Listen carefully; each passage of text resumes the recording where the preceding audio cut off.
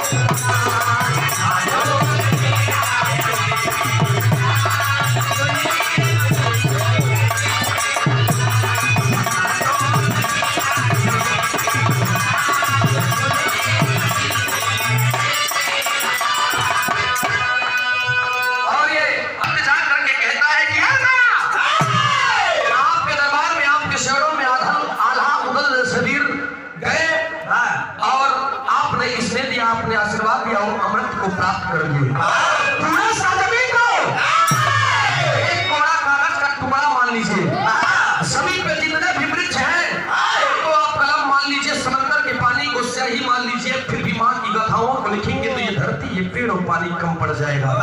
समय को देखते हुए लड़का अगले और लास्ट लाइन में बतावता